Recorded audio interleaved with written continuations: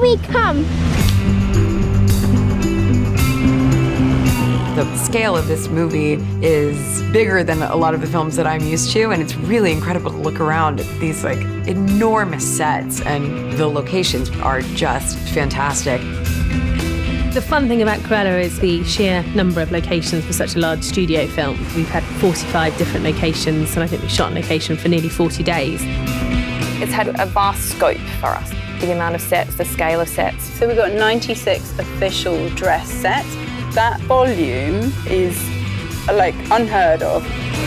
I think it's one of the most exquisite production designs I've ever worked on. The level of artistry that's gone into the creation of this world is absolutely remarkable. One of the great joys of shooting in London, particularly a film that is set in London, is to take advantage of all the great settings that London has to offer. From the sort of back streets of London to huge mansions and the more aristocratic, fashionable places in London. All of those are essential to creating the world of Cruella and to tell the story. It's such an embarrassment of riches in London. I just loved having that texture of outside and the depth of it and really being able to see the London architecture. So I wanted to be outside as much as we could.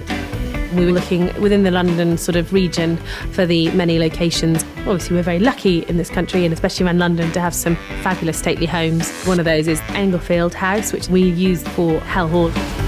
In central London, we found some beautiful Georgian houses or period houses in Westminster for our House of Baroness exterior. We have filmed quite a lot in Greenwich at the Naval College. It's these amazing, beautiful grand buildings. It's an incredibly versatile site. We've used it for several red carpets, so we've used it for some parks. Quite quintessentially London, but again a little bit different, for example, to where we did our vintage store, which was in Notting Hill, which is a little bit edgier, which is why we put that scene there, because she's finding the punk roots that we then later explore. We had a really short window to dress that street. Day and a half. Yeah, a day and a half to do Portobello Road. I mean, there were people everywhere. We were changing awnings and signage and turning cafes into hardware stores. Every single thing got changed. It was really exciting to me being able to work in those spaces, in the actual locations that we're setting the film.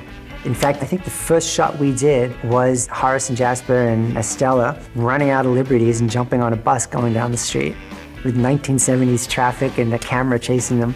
It was a great way to sort of kick off the show. Liberty's such a beautiful old building, and they've kept it so wonderfully.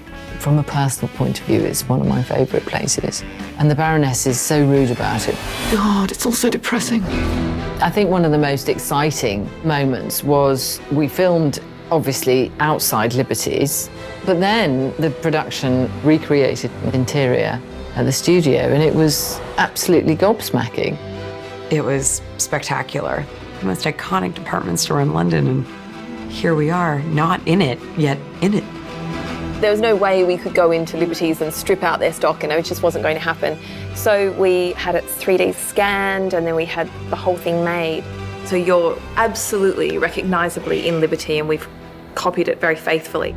We made all the scarves, we made the bags, we made all the tables, the jewellery cases, all to fit exactly the space. This is our pack and wrap counter, all the working drawers, and they've got period staplers in, and then you've got all the Liberty's bags, which our graphics department have made, Liberty's boxes, little hooks with all the swing tags on. I don't even know how much you're going to see on camera, which is devastating because it's so much detail. It was just really special.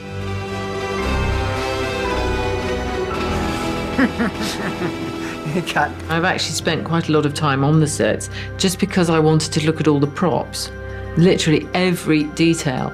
And my warehouse, I just wanted to live in it. It was so beautiful. I mean, on everything, the House of Baroness is written on my notepaper, on my cards. Things that the audience will never see are there for us as actors.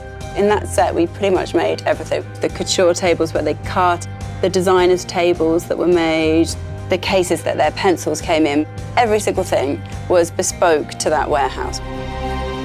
It's stunning. We have enormous sets on this production. These absolutely gorgeous settings. The lair is actually one of my favorite sets that she did. the walls and the layers of wallpaper and just the flow of the whole space. We're on! There's a lot of the film is set in that space, and I didn't want it to become tonally too repetitive. So we just had lots of detail and texture off in the corners. Yeah, just kind of keep it interesting and then set it on fire. Yeah. The thing I would say actually across the film that I'm so thrilled with is just the level of craftsmanship, because in many ways the same craftsmanship that you see in The Lair, whether it's how they've done peeling paint, is as important to me as the marble finishes in Hellman Hall. And yeah, we did have 5,000 pieces of individually hand-painted marble, so every single piece in there is unique. I think overwhelmingly, it's a fantastic visual experience. The attention to detail on every level is a remarkable achievement in every department. I've never seen anything like it.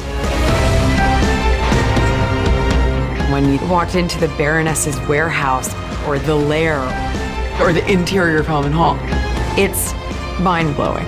And it just transports you into this world of Cruella.